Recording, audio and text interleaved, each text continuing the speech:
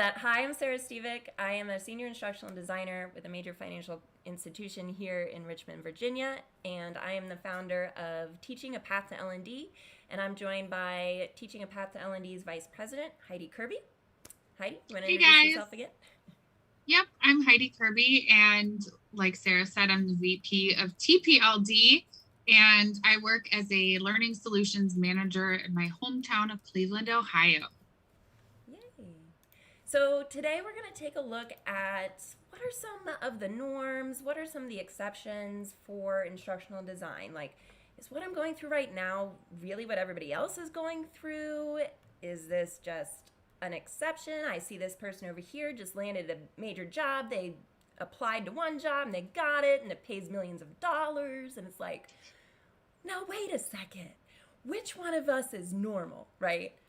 I'd love I'd love to say that there is a one size fits all. This is how it's going to happen. This is what you can expect. But this is unfortunately not a Disney movie. And so we have to kind of figure out what is kind of the average. Not necessarily normal or not normal, but what is the average, right? So the first topic we're going to talk about today is applying for jobs. And the first question that we got lots of questions from our TPLD group, and that is, what are some of the different levels of an instructional designer? And what are those roles and responsibilities for each one? And what level should we be aiming for?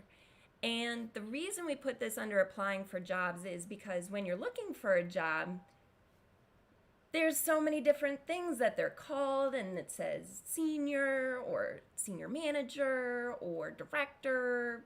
What does this all mean? So I'm going to go ahead and pass it to Heidi to take it first, and then we'll go from there. Sure. So I will say that typically what I have seen is kind of like your base level instructional designer, or in some places it's called Instructional Designer 1. And then another common one is a senior instructional designer or Instructional Designer 2. I had that title once, and that just meant that I had a mid-level of experience. And when you're a 2, you get to make a little bit more money, which is nice. One that's a little bit less common is like a junior instructional design. I've seen it, but I don't see it as much. And that's kind of one of those, like maybe like straight out of grad school with not a lot of experience, or something like that, where it's like there's a plan in place for that person to get some guidance and some help. I'd say, too, sometimes there's even an in-between level between junior and senior. There's just associate. Sometimes you're just an associate instructional designer. And then after senior, you're going to start getting into manager, and then senior manager, and then you're getting into director, and then pretty much, like you're running the world on top of all. But seriously, when you're coming from teaching,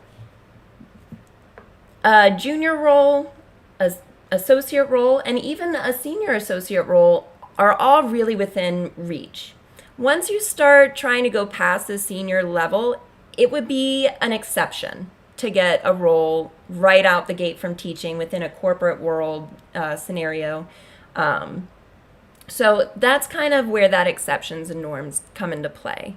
And like Heidi was saying, what's the difference between the responsibilities? It has to do with, on the lower end, you're going to have pieces of a project, and as you move up, you take on more parts of that project until you're doing the entire project scope, or until you are managing multiple project scopes and delegating really most of the instructional design work down. So you can kind of think about it that way. It's a scaffolded, gradual release of responsibility. The next job, applying for a job related question. When applying for a job, how long do you give a company to respond to your resume? And I love that question because it depends, right? When a company posts a position on LinkedIn or whatnot, they're going to leave it open for a determined amount of time so that they can gain their candidate pool. It is ideal to get your resume in early as you can, but just because you submit it, later on in that time frame doesn't mean that you're out of the running, okay? Now, once they close that round, then they'll start to contact people for interviews. So it could be anywhere from 2 weeks to 3 months. It depends on the role, and it depends how big the role is and how big the company is. There's a lot of factors that go in on the back end for HR and recruiting and approvals and getting sign-offs in order to get a role really going. And so that kind of brings us to the other topic of, well, how long does it take to get a role? Like, okay, I submitted my application to the time when, let's say, they ask me to interview, and then I interview, and then I wait, and they make the offer, I sign the offer, and then I actually start. This also varies. It depends. And again, it depends on all of those backwards wheels that we just don't see behind the scenes. In my case, I applied in May, like early May, and I started my job July 6th. That is a pretty typical time frame. It does take a few months. Heidi, what are your thoughts on that? Yeah, so I wanted to go back for a second to the how long you give a company. The other piece of that is that job postings like ping around the internet. And so, like, for example, when I had a position open on my team, we didn't post it directly to LinkedIn, but it, went to LinkedIn, it went to Indeed, it went to these different job search sites. And depending on your service, some will like pick job postings up from others, right? And so sometimes you'll see a job that says it was only posted 2 weeks ago, but if you go to that company's website, the job's no longer posted. So that's just something to keep in mind too, is sometimes these automated recruiting sites will pick up postings and just like recycle them, and sometimes they're not still there. So that's something to just be mindful of, and make sure that you check the company's actual website to make sure that you're getting that. But kind of along the same lines as you, Sarah, it depends. It's a process. There's paperwork involved. There's HR paperwork involved, and there's also some kind of communication process, typically between the hiring manager and the HR person, where they have to kind of go back and forth and decide, okay, here are the resumes that I like. Go ahead and call this person, and here are a couple of the questions I'd really like for you to ask that candidate. And so there's like a lot of different back and forth that happens. And in my experience, the whole hiring process, from like the time a recruiter reaches back out and says, hey, let's have a conversation, until the time that the job offer happens, has been between like 30 and 45 days, I'd say. Yep, I'd agree with that. And so there was a great follow-up question. Is there a site specifically for instructional design positions? That's an excellent question. I'll have to do a little bit more research. I do know Teaching a Path to L&D, we do provide a job board that's headed by Ann Lopez, and I did drop a link to that into the chat. For those of you who are listening in, you can always access that at www.teachlearndevorg.org. And there we have a whole bunch of job postings that we've pulled from a lot of different places off of the internet. I would also say LinkedIn Learning is, or excuse me, just LinkedIn, not the learning part, the job part, where LinkedIn holds its jobs. That's typically pretty up to date, as that is an actual recruiter tool that they post to live and separately. Additionally, you can sort all the jobs by just instructional design jobs and by the area and whatnot too, so it's really great. We just got another question. How many interviews do you go through for one position on average? So in my experience, typically you get the very first thing that you go through is a phone screening. And this is typically with a recruiter. And this recruiter may or may not have a lot of background knowledge in learning and development. And that's important to know, because you'll want to provide answers that are easily understood by any level of person who's had exposure or not had exposure to learning and development. So think of everything that you're saying as novel and make sure that it's being communicated. You don't want to put in a whole bunch of acronyms and all that with your recruiter. The next level, I would say, typically is a 30-minute phone screening or Zoom screening, or maybe a live interview coming up. I don't know. We're almost out of this pandemic. Cross your fingers. For with the hiring manager, and to see, this will be a little bit more in depth. They'll just want to get a little bit more of a feel for who you are. They might ask for your portfolio during this time or after. They might ask a couple of instructional design questions. And then if you get through that round, typically you have a panel interview, so that you'll have several members from the L&D team or even just from the organization itself. It depends on what type of role you're going for. So again, you always will want to look up on LinkedIn whenever you get a list of who will be interviewing you. You want to look up their job position and role to see what level of answer you will actually go in depth with. Heidi, was that pretty on par with what you've experienced as well? Yeah, absolutely. Quick definition for those of you who may not know, the recruiter is the person who works for HR, for the talent development team, who is just in charge of that kind of initial contact. The hiring manager is the supervisor or manager that you would be working for should you be hired into that position. So that's kind of the difference. But yeah, 3 is really standard. Sometimes the panel interview is just with one other person, and it might be like your skip level, which is another term for your boss's boss. And so I've seen that happen also, where it's like, you don't have to interview with 3 other people, but it's somebody very important, right? So it's still pretty high pressure. And generally that's kind of how it goes. The second is the one I feel like is most important, right? I feel like that's where like you really get to stand apart from the crowd, and like where the hiring manager really just makes a decision and gets like a gut feeling. At least that was my case as a hiring manager.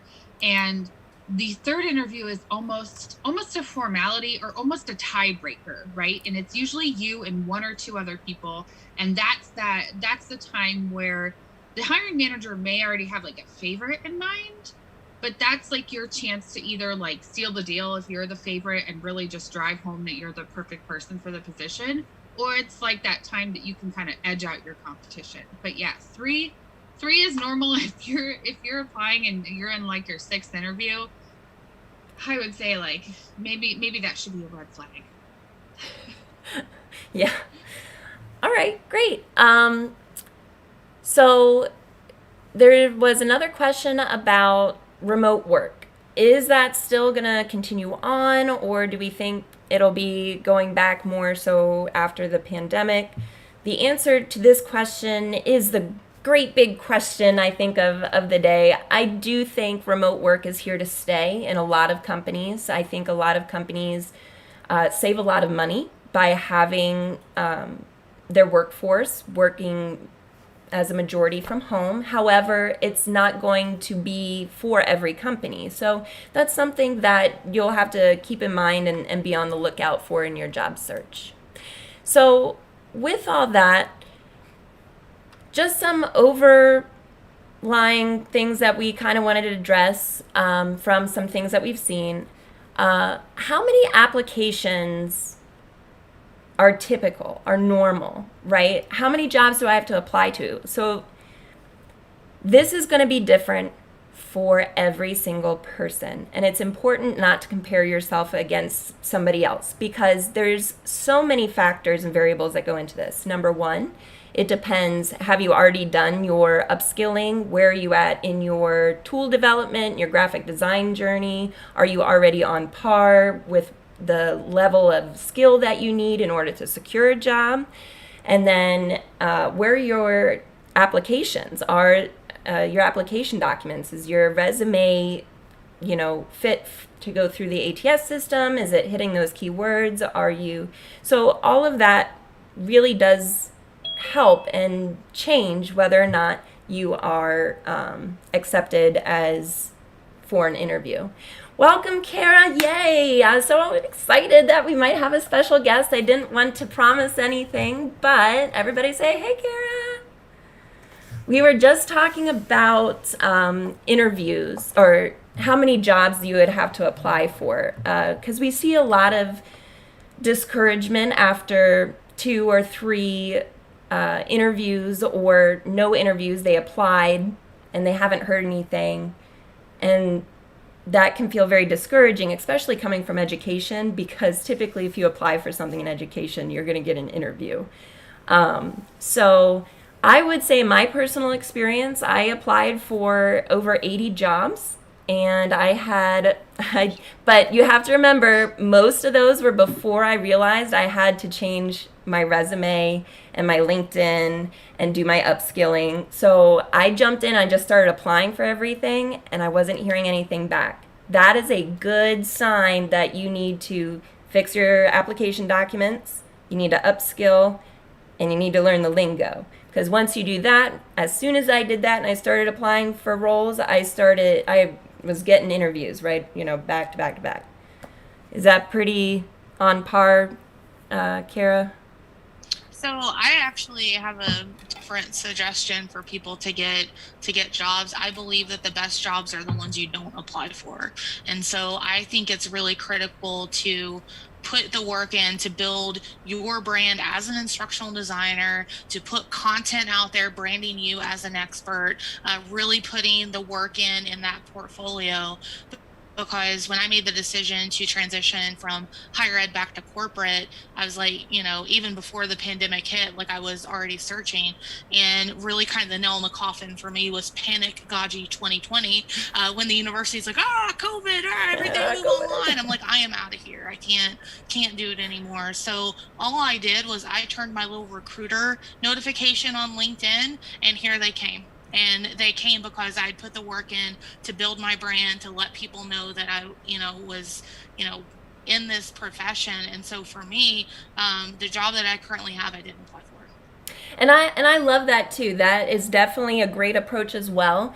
I would say, in order to build that brand and to get that almost, in a sense, notoriety, you have to be willing to put your work out there. You have to be willing to network. You have to be very visible on LinkedIn. So if you're more of an introvert person, that might be a little bit challenging.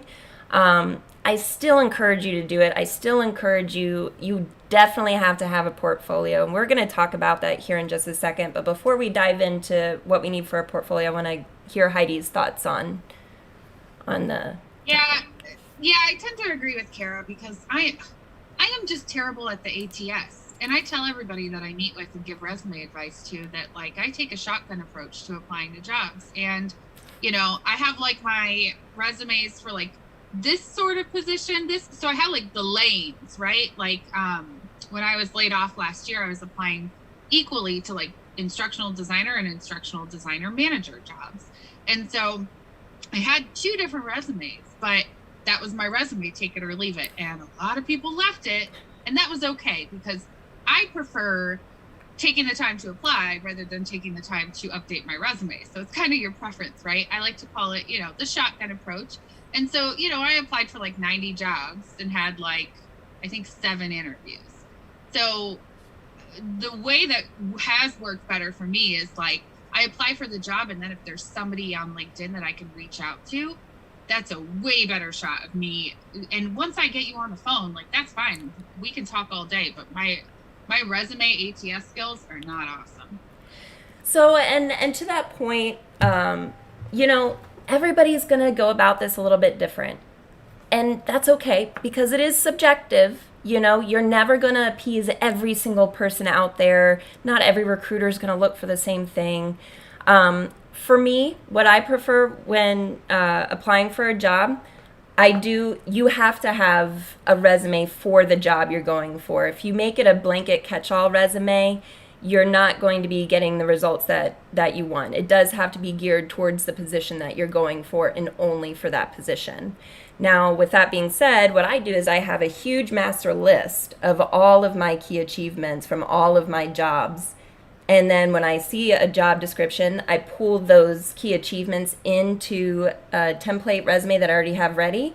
And then I order it in the same order that the bullet points are listed on the job description, because then the recruiter's like, oh, check, check, check, check, check, right? And the ATS system's like, I like you.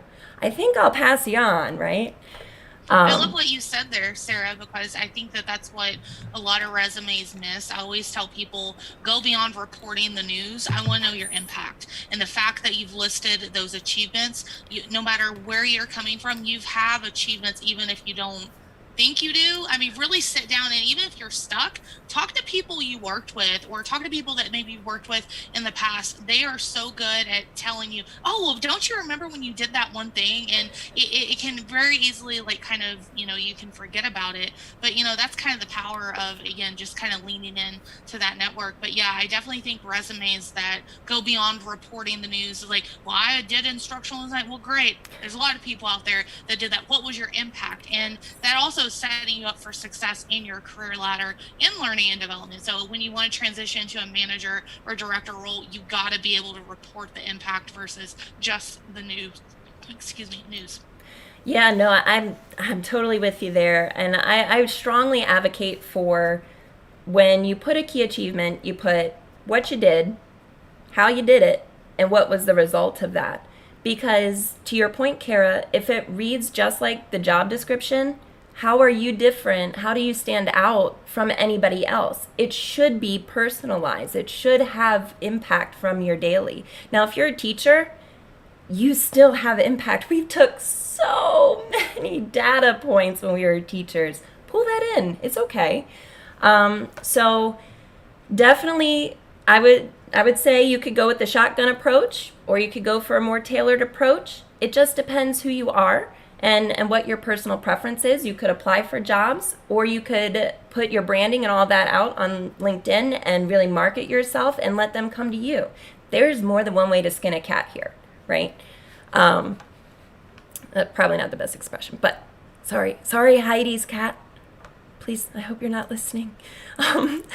So with that, the most important thing I think to remember is that it does take a little bit of serendipity, okay? You could have the best resume, you could have the best portfolio, you could have the best interview answers, and maybe you just applied for the wrong job. Or, it's just different for everyone. Try not to compare yourself to other people's journey. Now, if you're not hearing anything back, that's a red flag. That's a flag that you need to start doing something different, definitely. Okay, so moving from applying for jobs to portfolios.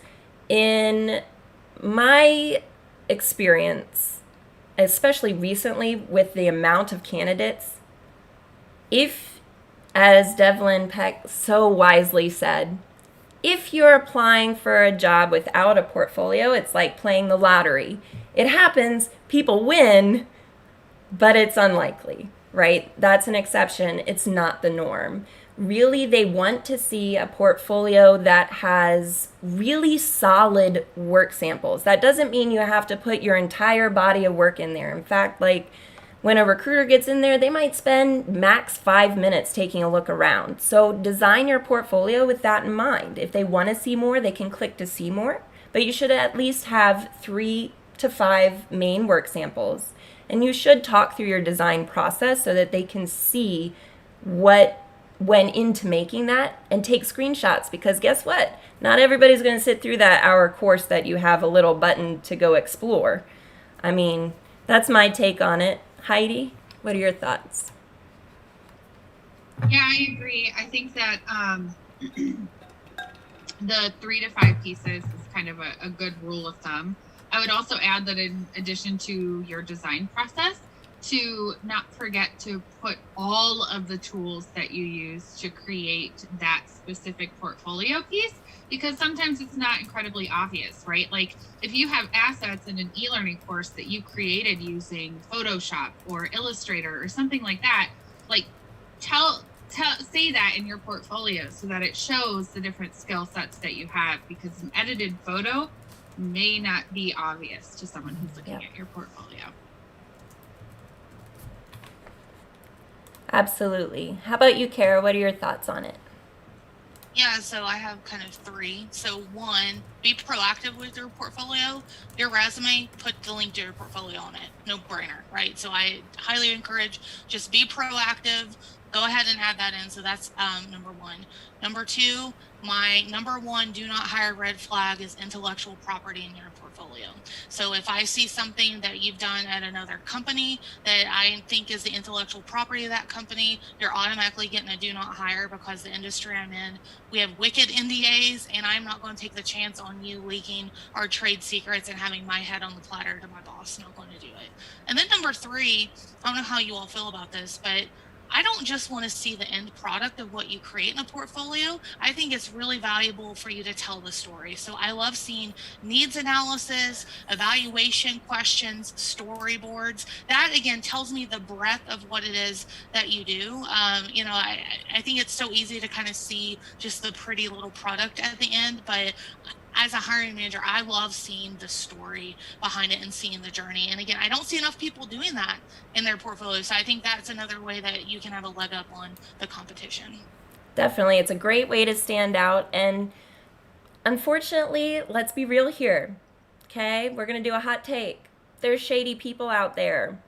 Shady, who are like, oh, well, I can just pay this person to make a Camtasia video, put it on my portfolio, and this is my work, right? So, to me, to Kara's point, put your work out there and say, this is how I did it. I'm awesome. You are welcome. You know, you don't have to say it like that. That might not be the most well received. But, just walking it through and showing how you got from A to Z is going to mean so much more. It's essentially the same thing as instead of just putting the job description on your resume, you put what you actually did on your resume. Now, I love that, Cara, you said that it helps you stand out. It gives you a leg up, right? Anytime you apply for a job, you should always, always, always find a contact person from that company and reach out and say, hello, my name is your name, And then I came across this job posting, put a link to the job posting, and I wanted to personally express my interest by sending along my cover letter, resume, and portfolio. So, and if it's a recruiter and you know it's that recruiter, then you can go into a little bit more detail of why you are excited about the position and hope to hear back from you, right? If you can't find the exact recruiter, send it to any recruiter and put a little line in there saying something along the lines of, I was hoping that you could potentially point me in the direction of the recruiter or hiring manager for this position, as I'd greatly like to make contact to express my interest. So always, it's those little things that make you stand out and make you shine a little bit brighter than everybody else. And I would add to that too. I think Cara and I talked about this at one point, that if there is an application at the company's website, also fill that out before you reach out to somebody. Don't just reach out and be like, hello, I would like this job, because they get so much traffic and there's so many communications coming in and out that they need to be able to connect it to an application so that they don't forget. So always apply before you reach out. I said in the TPLD group a while ago that just commenting interested on a job post on LinkedIn isn't enough. You have to also go and apply for the job. But I wanted to add one quick thing about the portfolios, is that we talked about the pieces, but I also wanted to say, make sure that your portfolio tells a little bit about you as a human being, because that's super important it may not be important to all hiring managers, but it's very important to me as a hiring manager to know who you are as a person, to know kind of what your values are and do they align with mine, and are we going to work well together? It's not just about those portfolio pieces. I love that. Yeah. And to that point, you have to ask yourself, you're looking for a new position. If you're watching this and you're a teacher, you're likely looking for a new position probably because of some prior unpreferred experiences in your previous role, right? Do you really want to jump out of the pot and into the fire? Who do you want to work for? if you're putting yourself out there in your truest form and people are responding to that, those are the people that you want to work for, that you want to work with. If you're putting yourself in a manner that it's going to require a lot of upkeep, a lot of mental effort, a lot of physical effort, that's not the type of job you really want. That's, no need, like I said, to jump out of the pot and into the fire. Now, for types of pieces, I would definitely say if you're a teacher, and I say this with love and respect because I was in the exact same spot, my work from when I was a teacher is not the same quality of work that needs to be in your instructional design portfolio. It's not because it's not effective. It's not because it wasn't well thought out. Mainly, it's the graphics. And it's the graphic design component and the user interface component. So that is a big thing that as teachers coming into the field, we really need to focus on, is developing that graphic design element and elevating it from this is for children to this is for adults. What kind of images are you using? Are you using illustrations, or are you using real world images? What types of videos? What tone are you using to deliver your message in, right? Cara, what are your thoughts on that? Well, you had a hot take. I'm on the hot take now too. So this has not gotten me a lot of fans, but I'll put it out there. You are changing careers if you're a teacher. Okay. So you are changing careers. So it is so important, to Sarah's point, to distinguish from what you previously did to the new. So as a teacher, you had different kind of goals of what it was that you were building and putting out there. In a corporate environment, it is performance, business value. Okay, so those are two totally different things than maybe what you're used to in the teacher world. So being able to distinguish that, I think, is really important. And I just want to go back to something that Heidi said I thought was great about highlighting the tools in your portfolio, about if you're making your own graphics and etc. One thing that I do when I'm evaluating candidates is I do a one-to-one comparison on your resume. So if you say I can use Captivate, Storyline, Camtasia, I better see that on that portfolio, because that is not beyond, you're not just telling me, but you're showing me that you can use it. So I like to caution that to people as they're putting out and they're wanting to put every buzzword that they can on that resume. I better see that on the portfolio. Yes, and to that, never, ever, ever, ever lie on your resume. If it's not a skill that you currently have, do not put it on your resume. If it's not a skill that you feel confident in talking about, do not put it on your resume. If you feel any type of hesitation, should I put this on your resume? That's a good sign that no, you should not include that on your resume. Same thing for your portfolio. If you're looking at a piece and you're like, this feels a little student-y, but I need a piece, I'll just put it on there anyway. Probably not your best life choice there. Your portfolio needs to be clean, functional, polished. It's not about throwing in all the bells and whistles. That we get really tempted to throw in, oh, I know this trick and this trick and this trick. But to Cara's point, it's about what are they trying to accomplish? How can we get them there the quickest? Because time is money. When they're going through a training, if they have to spend extra time in there that they're not learning the things that are absolutely critical to do what they need to do, it needs to go. It needs to be cut from that training. So that's another part, because teachers teach the entirety of a subject, right? We're there to fill in all the gaps.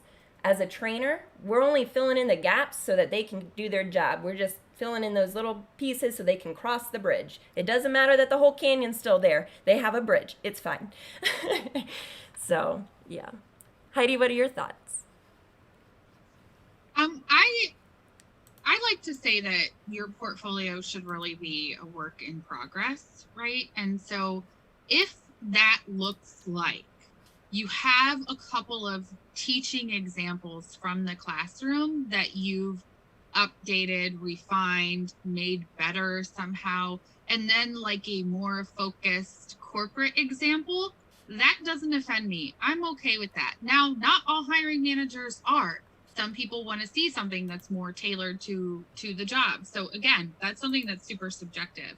But go with that with the intent that you're going to update those pieces. And maybe you're just getting started. You still want to show what you're capable of as an educator or as an instructor, or just your design skills, how you can use different tools.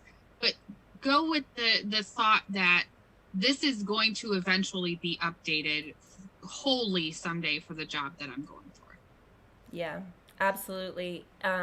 Just like your resume, just like your portfolio, your cover letter, these will always be a working document. They should always, a good rule of thumb, update those documents every change of season, because you're growing, you're learning, you're improving. It's always good to take a look and make sure that you're taking off old things that are no longer an accurate representation of what you're capable of now.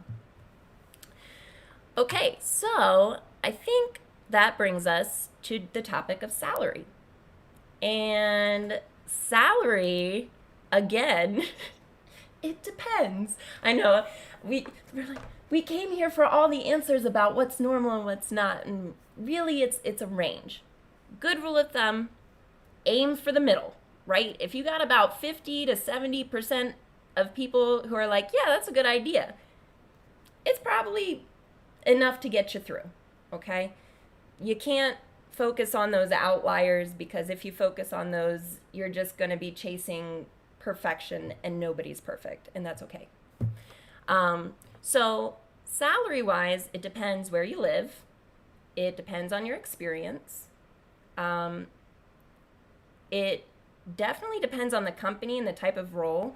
I think Cara can talk a little bit more about that for sure here in just a second, compared like higher education versus corporate.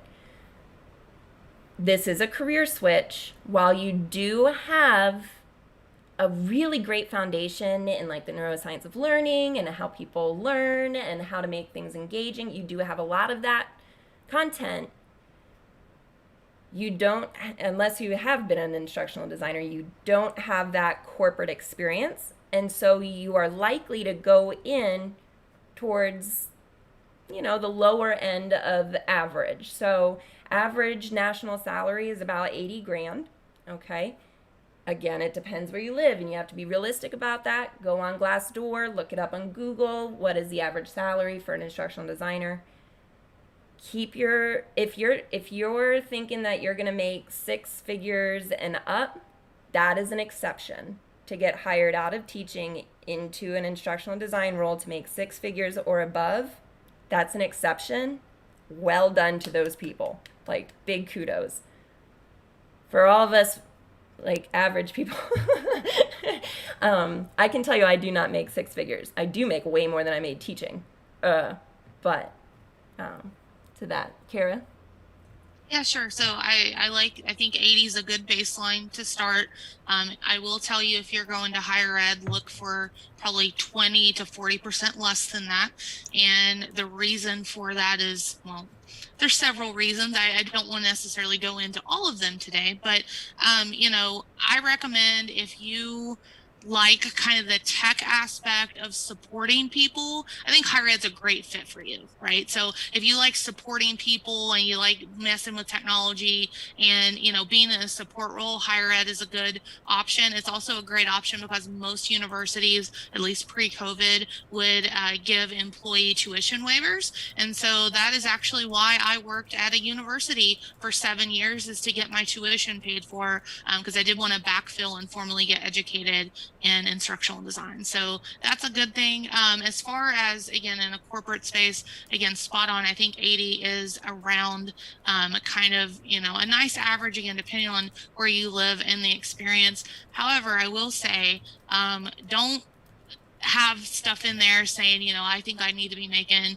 120, 150 out of the gate. I'm of the belief that, the first person that mentions a number loses in kind of the salary negotiation. And honestly, as you're applying for jobs, yes, I know it's frustrating when it is really hard to find a transparent number, but if you're being pushed in those screening calls or, that first thing, one thing I coach people on is like, listen, how on earth can you even tell what number you need? You don't know what the benefits are. You don't know what the culture is. There's just a lot of things out there that honestly you just need to get more information to make that determination on what number it is that you need. So I always push and wait until the last possible minute to throw a number out there, and I still feel really apprehensive if I'm the first person saying that number.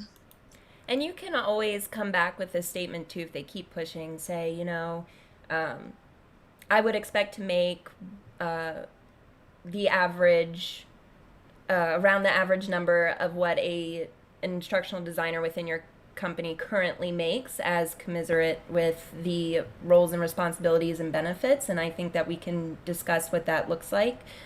Is there a number range that you can give me so that I can, go from there and kind of say whether or not that's within what I'm comfortable accepting after I hear more about the position, to Cara's point. Always do your research. If you're jumping into something without fully vetting it, that's going to cause pain later on in your endeavors. So any type of learning program, any type of job, make sure you're asking the questions that need to be asked, for sure. Heidi, your thoughts? Yeah, I agree with both of you that, especially Cara, the first one to say a number loses. That is like what I tell everyone, and how you can kind of get away or get sidestep that. One thing that I do with recruiters that always seems to work, because like there's this point in humans where you feel like you can't keep asking a question back and forth. You feel like it's almost rude. So when they ask you, like, what is your expected salary range? I always ask back, what do you have budgeted for this position? And then they would feel rude then saying, and that's typically what I've kind of, they kind of, and then they like panic. I can like hear them panicking because they feel rude going, no, I asked you first, right? Like, who's going to say that, right? And so they'll like give a number, right? And so then you can say, that sounds reasonable, or I think that sounds reasonable, but I'd like to hear more about the position. Because here's the other thing, that even if you put a number in on your application, even if you talk about a number in an interview, everything is negotiable. And in something that is, I mean, this is just, ID is a very female heavy field. Females ask for, negotiate their salaries so much less than males.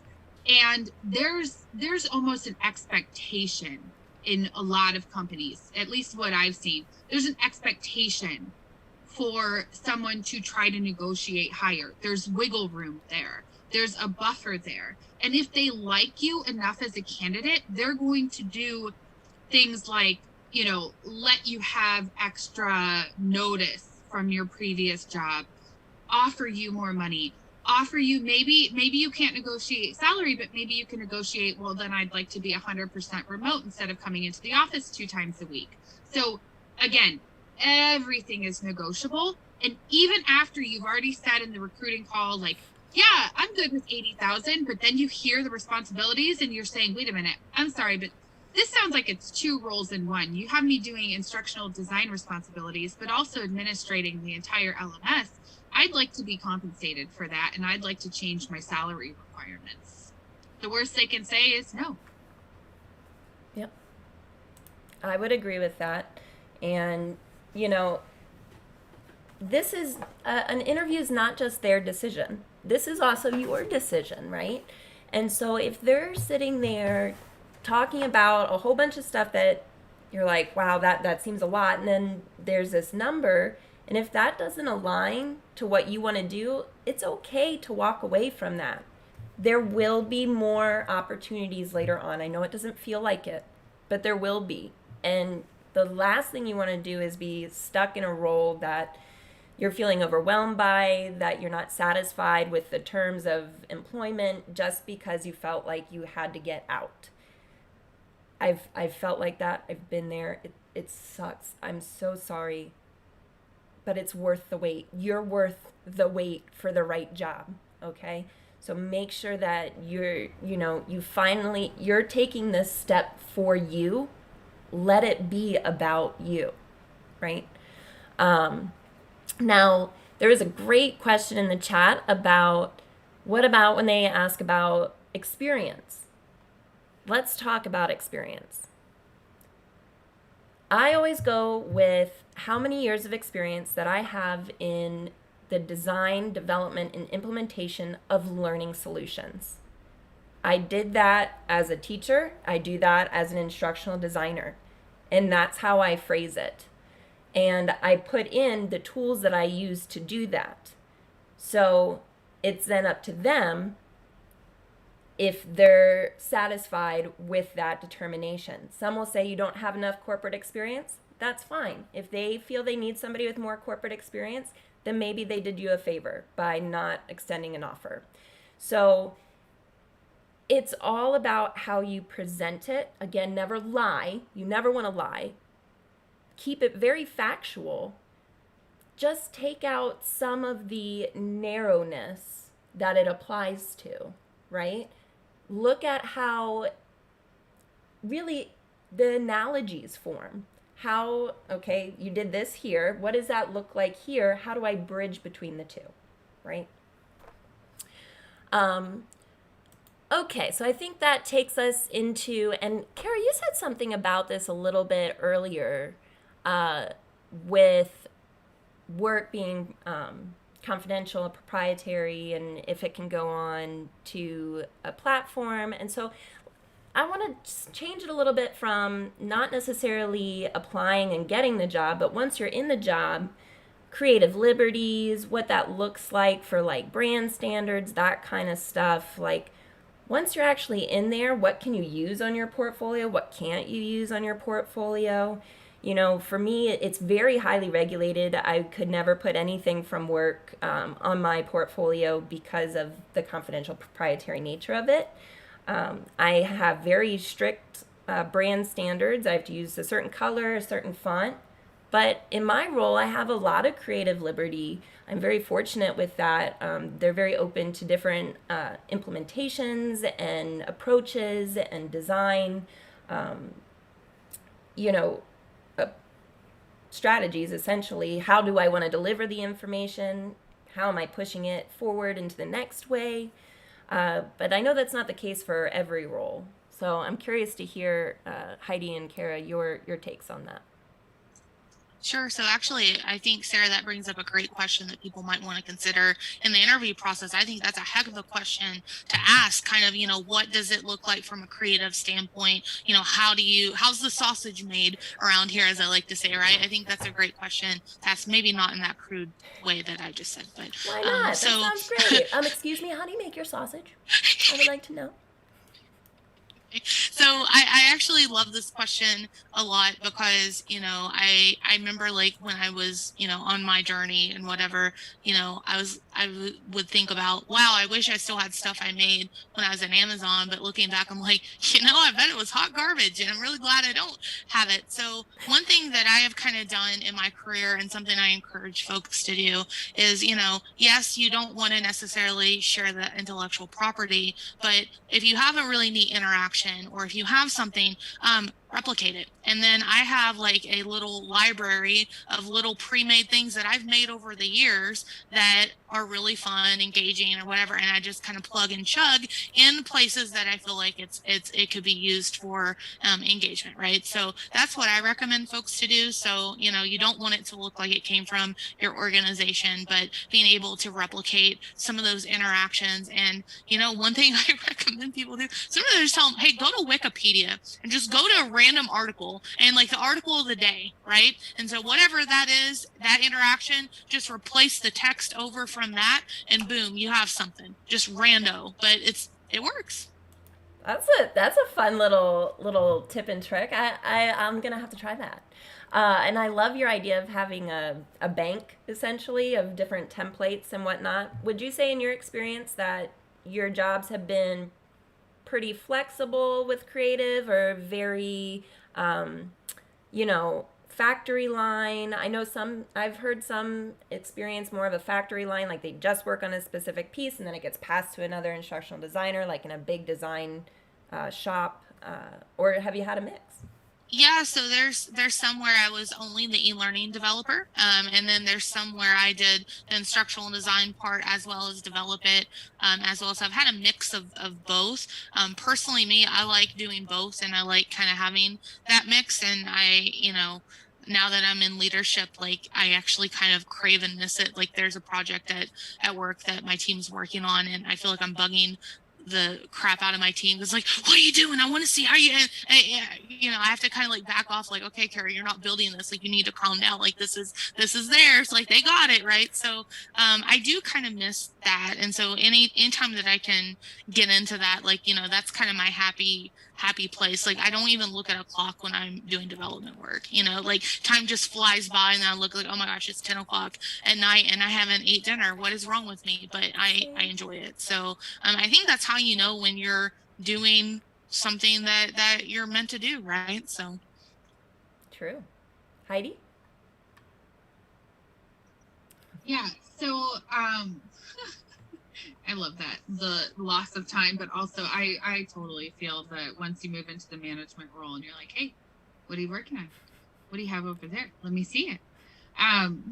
But one of the things that I get a sense from a lot of people who are new to the field or coming to this field from another field is that they think that once they get here, they're going to they're going to be handed the crayons, the markers, and the puffy paint and told to go wild.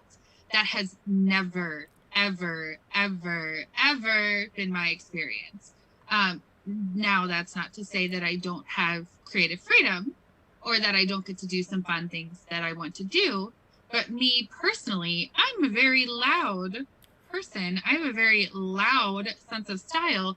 And I often have to be reined in when it comes to corporate. Like, hey, Heidi, pink and purple are not going to work for this board meeting. And so there are things you have to learn to work within the limitations, right? You may have brand colors. Those may be the only colors you are allowed to use on anything and everything. So in that sense, I think sometimes people kind of misunderstand what creative means. Creative means being able to find a way to express yourself and provide the learner the best experience possible, given those limitations. It doesn't mean that there will be no limitations. It's just how can you create within those? And so I think that that's kind of a common misconception is I can't wait to put my beret and my smock on and paint, right? And it's like, no, that's not exactly how it's going to go. And you're going to find people that don't like what you create, and that's another piece where and they're very vocal about it. Oh yes, this training was awful. Yes. Oh, can you tell me this? why? And you're like, it just sucked. It wasn't me. Okay. Yes. So you have to be prepared for that feedback as well. But I also feel like in those limitations, at least during my career, those are when I've made the most creative learning experiences, is when I've had those limitations and I've had to push through these various things. And that those have been some of the biggest breakthroughs in my career. So look at them as a gift, even though they might not feel that way at the time, because you'd really be surprised what you're able to push the limits on. Yeah. Yeah, I think, a great analogy that comes to mind is oftentimes we have that perception of, oh, I'm going to get in the kitchen and I can cook whatever I want because I'll have all the ingredients. But in reality, when you get into your job, you're chopped, right? And they give you the ingredients that you're going to work with and they tell you your time frame, and then you're like, okay, it's a make it work moment. If you're a Tim Gunn fan like me, it's like, make it work, right? And to Cara's point, that's where you really push through and you grow and you learn and you shine because you are doing something so very different and it's out of your comfort zone. So don't let that be a deterrent, but also don't go in with a false perception of what it means to be an instructional designer, which kind of brings us to our one of our wrap-up topics, which is, what is the everyday like? There is a component of instructional design. I will say that. There are days where you get to sit and just make and create.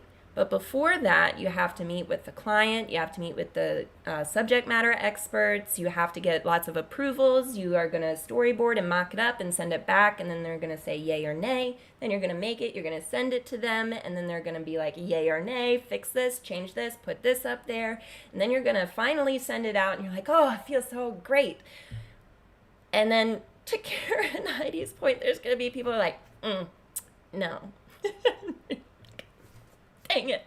And sometimes it's going to be about things that you could have controlled and that you'll fix for next time. And sometimes it has to do with the client ask, or, and that's just the job. In corporate, it's not always about what we want to make or create. It's about what is the ask, how to get the best return on investment, how to, really make that experience for our end users. So that's something to really keep in mind. You will work on the computer a lot. If you're not a computer person, you want to be with people all day, every day, you want to see the aha moment of them learning, instructional design's probably not going to be the role that you think it is. That's more of like a learning program manager, learning consultant, if you're working with facilitators, best practices, that kind of stuff. That's, So there's a couple different questions. Where's the best place to start to connect with recruiters? This is one of the questions that we had from the LinkedIn post. I know it's coming back a little bit. To me, it's LinkedIn. I mean, LinkedIn is like, I wish I had LinkedIn forever, Like, it's just, what are y'all's thoughts on that? That, or through your network of other learning professionals. So a lot of times if you're looking for a role and you put out there to other people, hey, I'm looking for something, you might be surprised on where that leads you. I mean, somebody might know somebody that knows somebody that could help you get that next role. Always be connecting and networking. Yep, because you just never know. I know also there was a question on first week on the job.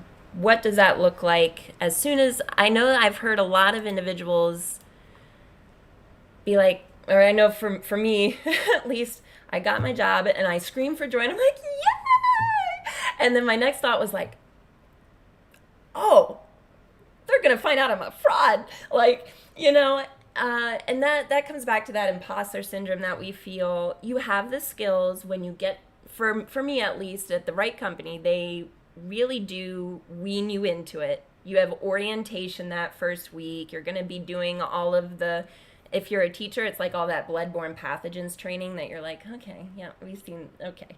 So sexual harassment and all that stuff is going to be in there. And then they're going to wean you into projects.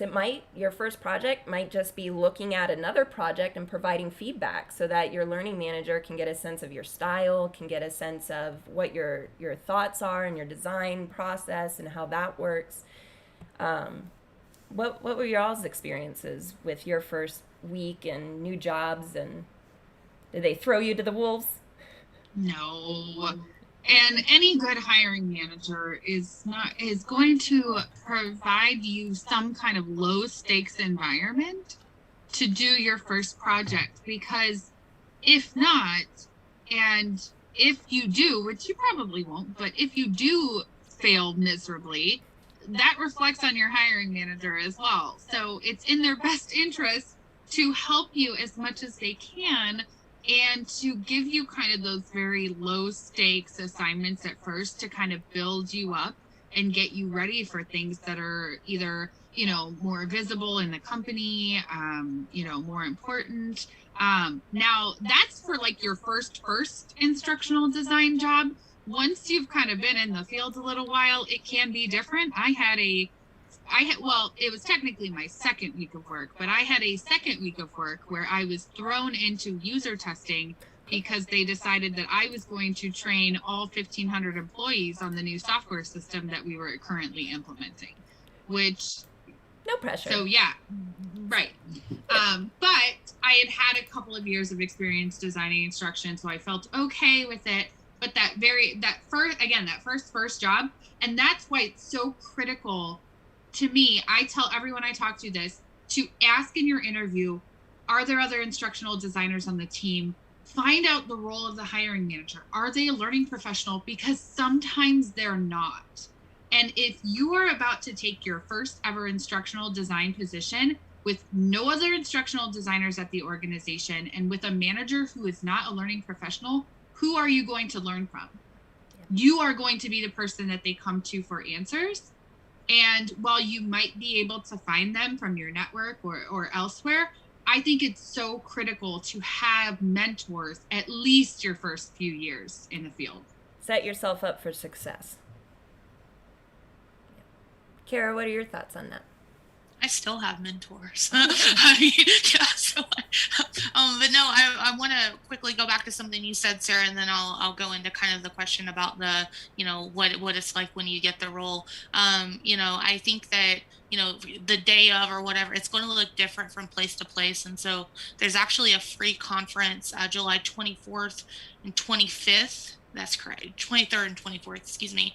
I'll put the link here in the chat, but I'm actually going to be presenting that. And my session is I'm going to walk you through soup to nuts, going through a full learning experience. Like, how do you kick off the needs assessment, how I do the project management, how I set it up, because I think that a lot of people just need to see something like that. So, I mean, this is free and open to everybody. So if you want to see something like that, please feel free to come. And plus, the best thing is everybody kind of does it differently, so we can all learn together. So, and then to Heidi's point, I think Heidi made a great point about, check the composition of the org. If you're the only ID in town and that you're going to have a bad time if that's your first role. But just know that no matter where you go, you're going to be onboarded, because each organization has different ways depending on where ID sits in the business, how projects are managed, whether it's more, waterfall or agile, the delivery cycle, how much legacy material you have, and if you're in charge of keeping that up, if you own the element. I mean, there's just so many factors, right? So don't ever feel like that first week or first month or whatever that you're not good enough. You are absolutely good enough. In fact, you may even bring something more valuable, which are new eyes. And I lean in so hard when I make new hires to my team, because I said, listen, this is how I have it set up, but no, this is a work in progress. I want to hear what you have to say. You're seeing gaps and things that I'm doing. I want to hear it. If something doesn't make sense to you, I want to hear it, because again, that's how the team continues to grow and innovate. So use your new eyes to add value to that organization. Absolutely. And I love that this free conference is going on. Definitely going to have to check that out and add it to our TPLD free events calendar. And I think to your point, we just need to see it as teachers. Like, what is it for the first time? I like to liken the instructional design methodology really to the lesson plan methodology, and the fact that there's actually a pre-described, this is the perfect lesson plan. Do you know how many teachers actually use the perfect lesson plan? Like none. Because real teaching, real learning experience comes from the natural progression driven by the participant, driven by the learner, right? And how to really tap into what they need. And so sometimes you're going to blend a couple of those different together. You're going to start with backwards design and then switch over into more of an agile SAM approach, and then all the way at the end they're like, oh, but can you make it waterfall from Addie? And you're like, yeah, no problem, I got you, right? So I think just keeping a flexible and adaptable mindset is so important in going into these spaces. And that takes me to one of the biggest norms versus exceptions, which is, what, as a teacher, do I need to really focus on in changing or adding to or adopting a mindset of in order to make this transition. So for that, it's not a straight jump to, as Cara said earlier, it's just there's going to be skill gaps.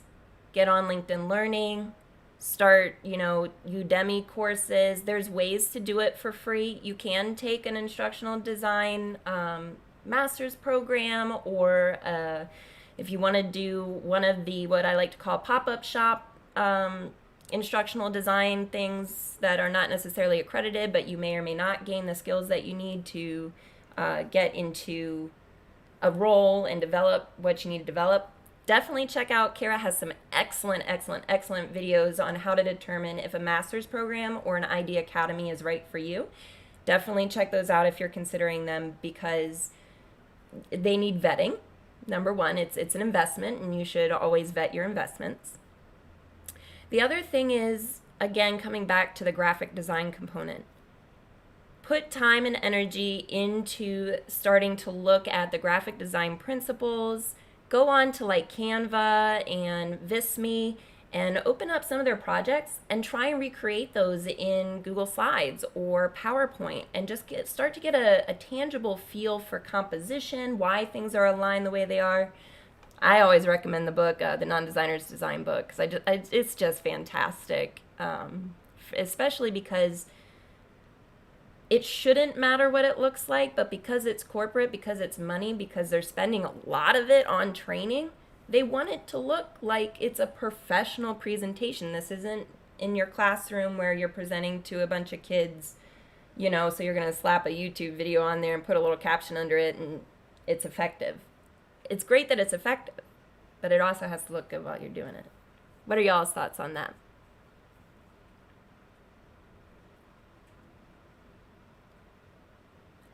Who can unmute first? It's a competition. No, I think that yes to all of the above. One of the biggest skill gaps that I consistently kind of see just in the people who are brave enough to share their work on LinkedIn and with TPLD is that visual design piece that Sara, you were talking about. That is something that I struggled with. I had the wonderful opportunity early in my career to work with somebody who had it was like a news media communication, basically like the graphic design part of newspaper and print media and communications. Was my coworker who sat next to me. So I was always looking at her stuff, always making her look at my stuff, trying to say, what would she do, everything I created. So I had a very good mentor for that specific skill gap. But the other one that I see so often, because all of the ways that we learn, the graduate degree programs have their own set of criticism that they don't offer enough real world application. The ID Academies, the criticism is that they focus way too much on the tools used in instructional design. I agree with both of those. One of the biggest gaps that I see in interviewing candidates and talking to people who are aspiring instructional designers is foundational knowledge of instructional design. Where did this field come from? What is the definition? What is a needs analysis? What is change management? What is business acumen if you're going into corporate? What does that term even mean, right? What are different, okay, I know ADDIE. Cool. Do you know any other instructional design models? Because that's not even an instructional design model. If we want to get into that whole conversation, that is a framework for project management that can also be applied to instructional design if you are not a novice. There are adult learning theories. There are just so many things, trends and issues over the years. Learning science, and writing assessments, writing good assessment questions. There's so many pieces and parts to instructional design. Some things teachers have naturally, like the assessment writing, some of those things, but some things they don't. Like for me, especially being a college professor, visual design was not, I give you a boring syllabus, take it or leave it, right? So that was why that was one of my skill gaps. But learning that foundational knowledge, being able to answer simple questions like, if you were a new or if you were an expert instructional designer helping a new instructional designer, what theories would you say that they have to learn, right? These are real questions that people like me ask to gauge your foundational knowledge. If it's not there, I don't have time for that. And so for getting that, you can get that in a whole lot of different places. The best way is to get your hands dirty. Jump in on, I think it's Clubhouse. Is that the app? Yeah. There's lots of instructional design conversations going on there. Go to the free conferences. There's a whole lot going on. Go to the webinars. Get on LinkedIn Learning. Look up those, all of those terms that Heidi just said. Anytime you come across a new term, don't just be like, oh, okay. Actually go on, Google it, figure it out. Keep a glossary. Keep a notebook of what are all these different things. How do they all connect? Do connecting work. I think that that's really the essential thing that we're all trying to say here, is that it's not one thing. It's not just the tools. It's not just making engagement happen. It's not just the graphic component. It's all of that together. It's essentially, as a teacher, you were the puppet master, right? You had to do it all. You had to plan the show. You had to send out all the notifications and get the learning and do the grading and get it into the system and use the different, you did all of that there. And you have to do it all here. So while yes, we come in knowing quite a bit of those pieces, you have to get that whole picture in there.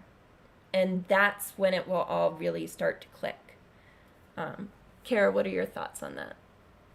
I'm going to get on my soapbox here.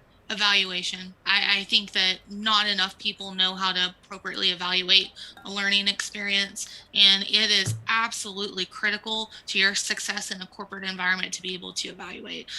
Specifically, some things you might want to look at is, the Kirkpatrick 4 levels of evaluation. If you want to get into ROI, there's some stuff with Phillips with ROI. And honestly, again, how do you know that somebody is ready to go?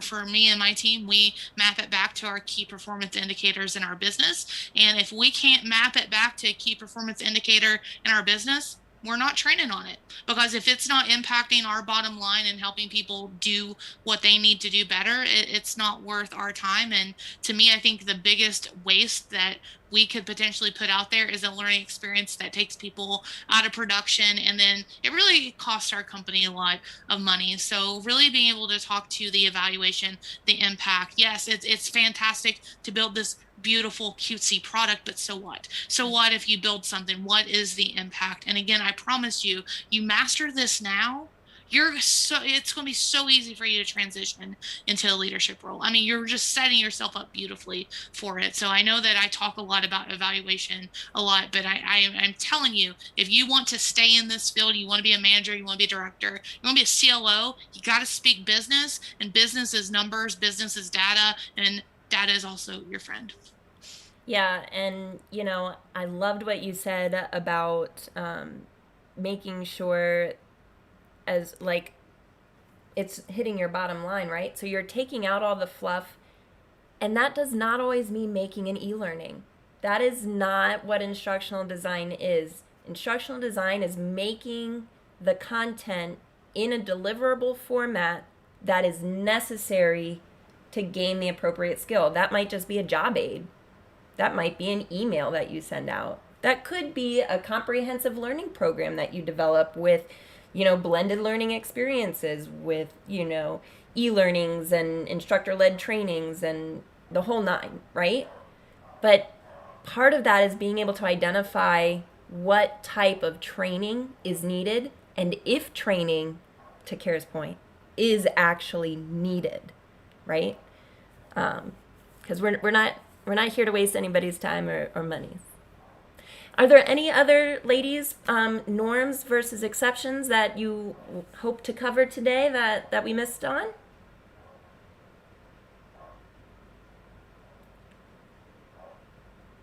No? I just want to address a question that came up a couple of times. Sure. And I know you addressed it in the chat of the YouTube, but there's kind of this underlying, I'm only qualified for entry-level jobs. I don't have the 3 years of experience required for this position. There was another question. Hold on, let me take a look real quick. What if I get the feedback that I'm overqualified or that my skills don't match? And what I've found in my experience chatting with different educators is that it's more common for them to underestimate rather than overestimate their skills and talent.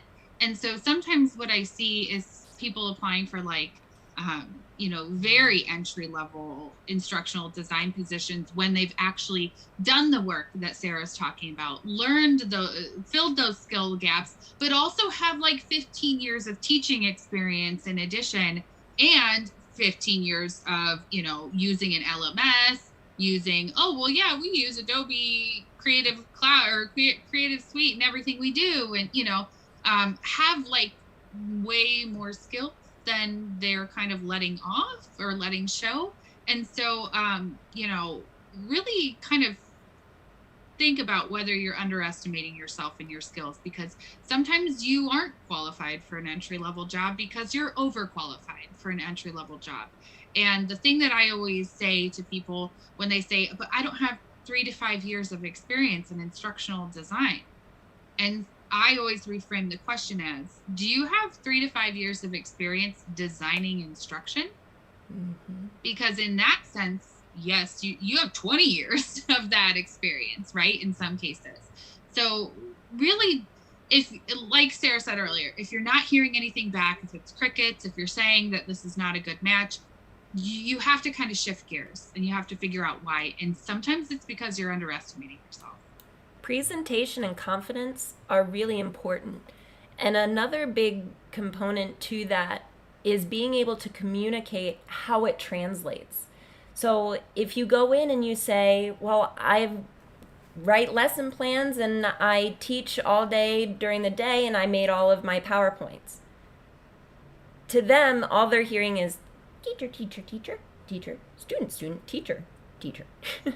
And that's not a bad thing to hear if you're going for a teaching position, but if you're going for an instructional design position, you really need to take that information and frame it. So, because I spend a lot of time writing out lesson plans and best instructional practices, I'm able to come up with a full project scope for a learning program in developing courses and all the related materials such as slide decks, interactive simulations and games supported with assignments that the learner does and then brings back.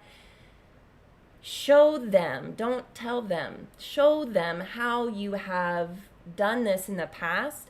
And while yes, it did look different, and yes, in our minds, they should make those connections, the easier you make it for them, the more you spell it out for them, how it connects, the more it makes sense to them, the more they're going to buy into what you're saying, and the more head nods you get, the more confident you get, right?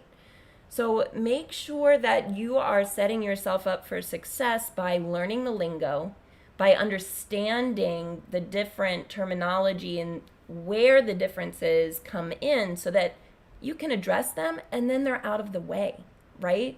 If they say, well, you don't have 2 years of articulate storyline experience, you can say, well, that's accurate. I don't have 2 years of articulate storyline experience. However, I have worked over 150 hours within the program itself, and here are my work samples to show that I am able to create the simulations, and these are the time frames in which I was able to complete them.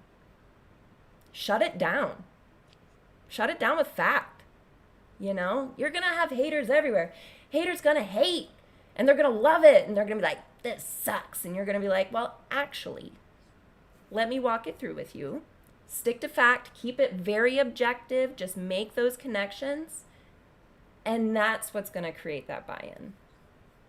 Haters gonna hate. I feel like I'm public enemy #1 in learning development right now. So I'm just That's why putting we're that out there. friends.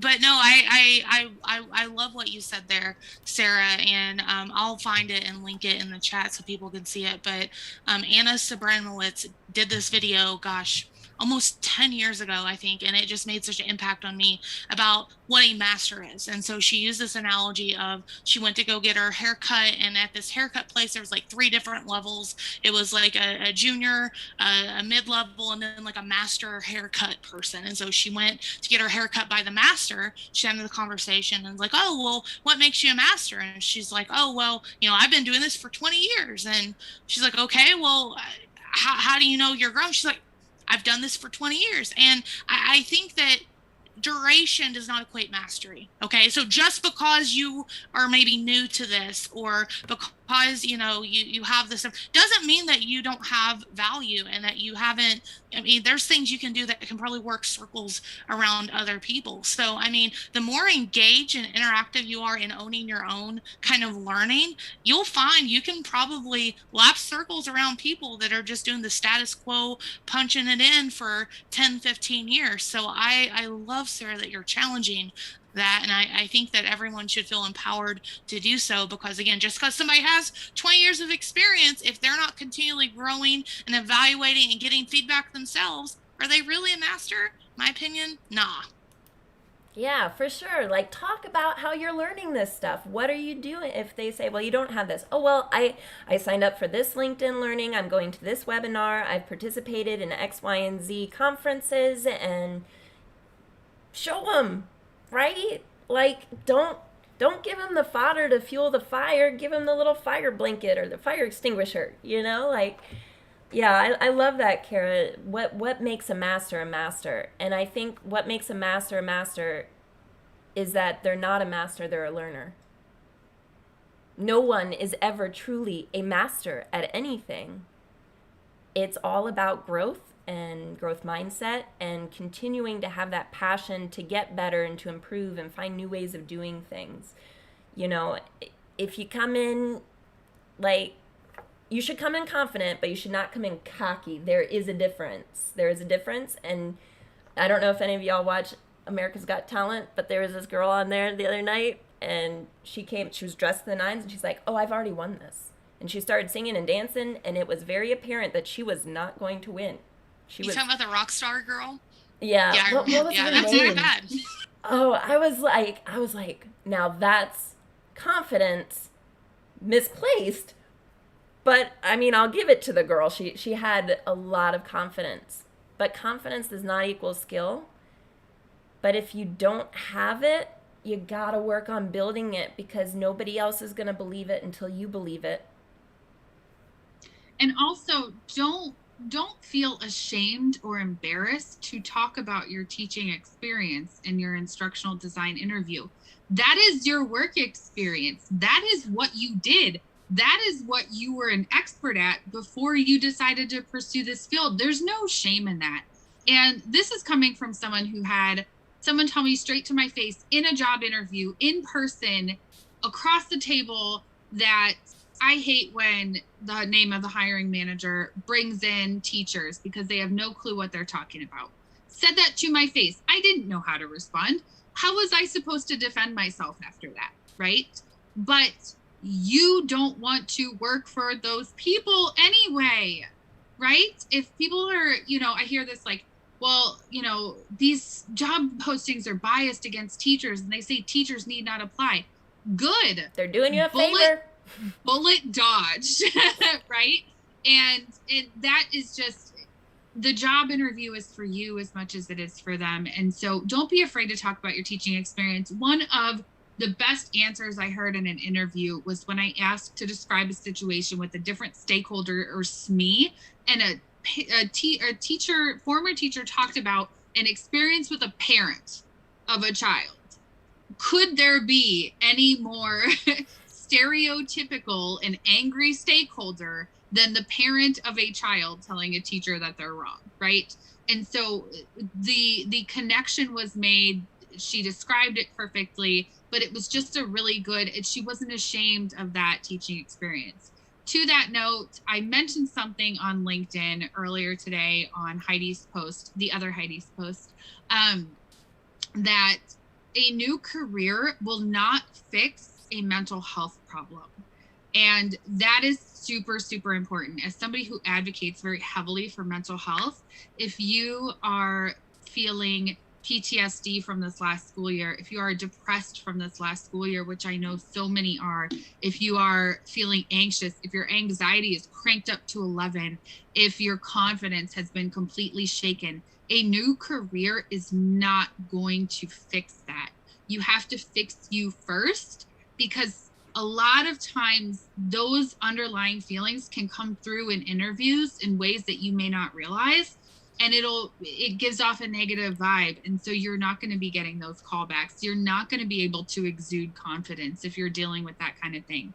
So it's really, really important to take care of you and your mental health first, and then start applying for jobs. Yeah, I mean, that really struck a chord. You know, when I left teaching, I left with a PTSD experience, number one. I was coming off of a major surgery that completely altered my everyday life. It altered my physical appearance and what I was capable of doing.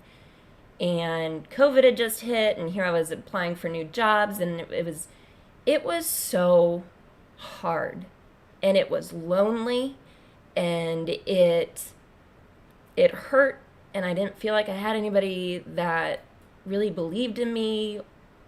And you know, I can't say this enough. Therapy's amazing. Like, it does so many great things for so many people, and it's okay to say I need help. You know, there's just so much that came with teaching, because you almost have to take on this persona, and it's almost teacher first, not person first. You lose who you are a little bit, and this past year I've never felt as free as I feel now, because I feel like I have respect at work for my industry knowledge. I feel that I have a community that is supportive. I feel that I'm not having to justify or live in fear of losing my job. A new career does not fix that. But at Teaching a Path to L&D, we are not just here to help you with those, you know, skills and soft skills with that. We're also here to provide that safe space and community for you to talk about these things, because it hurts. It hurts what you went through. It's okay. You're not alone. It doesn't mean that you were a bad teacher. It doesn't mean that your kids were bad. You didn't abandon them. It's okay. It's okay. Please, if you are feeling sad, if you are feeling unsure, reach out. Definitely explore those options. To Heidi's point, you cannot be your best you until you let yourself, and part of that is to heal. So, yeah. Anything to add to that, Cara? No, just again, lean into your network, build a network now. I can't tell you how much my network means to me, and just know you'll never know everything about everything in learning and development, and that's okay. And you know, you have to be comfortable with that gray space of the minutia of everything going on, and that's why I think it's so important to build a network and lean into them. And I just respect and much love to both of you ladies for all the great stuff that you're doing to help people. And you know, thanks for inviting me to come on, even though I was a little bit late because I had a work fire, but I'm here, so thank you. We were so happy you could join us. And so, key takeaway, embrace the gray. You know, ambiguity is going to be out there. Just go for it. You've dealt with ambiguity before. And if you have any questions about, hey, is this normal? Go ahead and send it along, and we can have a discussion about it. Nobody's ever going to agree on everything. And to Cara's point, nobody's ever going to be the full expert on everything. So you're in good company, and we look forward to seeing you soon. Thanks, Karen. Thanks, Heidi, for such a great session.